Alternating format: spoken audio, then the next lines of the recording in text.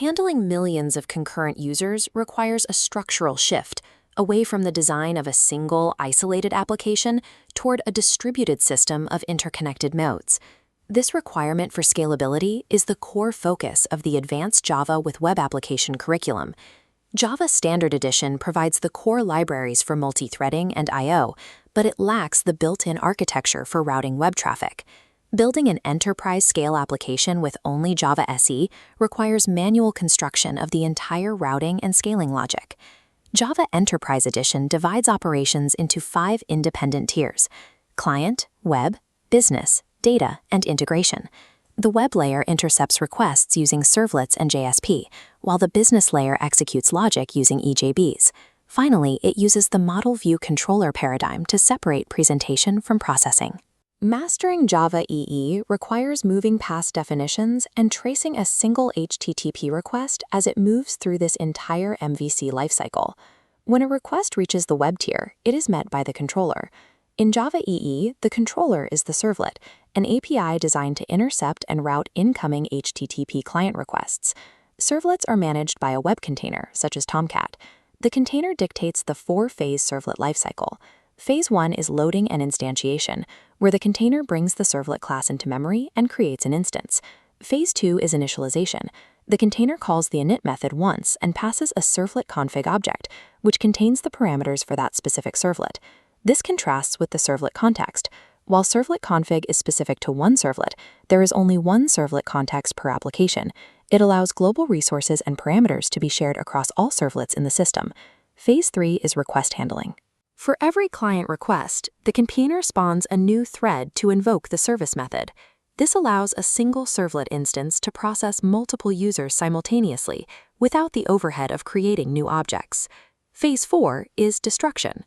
The container calls the destroy method once to clean up resources and release memory before the server shuts down. This container-managed cycle ensures that resources are initialized once and then reused across infinite threads, providing the stability needed for high-traffic environments. The core difficulty at web development is that HTTP is a stateless protocol. It has no memory of previous interactions once a connection is closed. In an enterprise application, this means a server would forget a user's identity immediately after they logged in, requiring them to re-authenticate for every page. Session management provides the architectural workaround to maintain user continuity across separate requests. On the server side, the container creates an HIS session object to store user data and assigns it a unique session ID. The server sends this ID to the client's browser, where it is stored in a text file cookie. When the client makes a subsequent request, the browser attaches that cookie. The server matches the ID to retrieve the correct HIS session object and recognize the user. The combined use of server-side H-session objects and client-side cookies is what allows the MVC architecture to maintain data flow for a specific user. After the servlet controller processes the request, it forwards the data to the view layer for presentation. JavaServer Pages, or JSP, is the primary view technology, allowing developers to embed Java logic within HTML to display dynamic data. JSP allows pages to be constructed from modular components using 2 different inclusion mechanisms. The include directive is a static inclusion.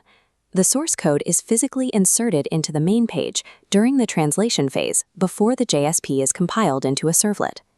This results in fast rendering, making it the preferred choice for static content like headers. The include action is a dynamic inclusion. With this method, the main page processes the inclusion at request time. It calls the target page and injects only the output. This is used for content that must be updated in real time. Architects choose between these methods to balance rendering speed against the need for data flexibility. The final stage of the request occurs at the data tier, where the model persists information to the database. Java applications use the JDBC API to connect to databases. The progression of JDBC technology is marked by the removal of intermediate translation layers. Type 1, 2, and 3 drivers require ODBC bridges, native database libraries, or middleware application servers. These extra layers increase latency and complicate deployment. The Type 4 thin driver is the production standard. It is written entirely in Java and communicates directly with the database protocol, removing the need for client-side installation. Even with an efficient driver, raw JDBC still requires developers to write manual SQL queries to map data between Java objects and relational tables. The Hibernate framework automates this through Object Relational Mapping, or ORM. Hibernate maps the properties of Java objects to database columns, allowing the developer to manipulate data using Java code rather than manual SQL.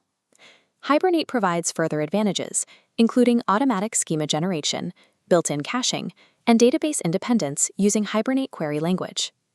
The transition from Type 1 drivers to Hibernate ORM shows a clear trend in enterprise development, the elimination of translation layers to allow for more direct manipulation of complex data structures.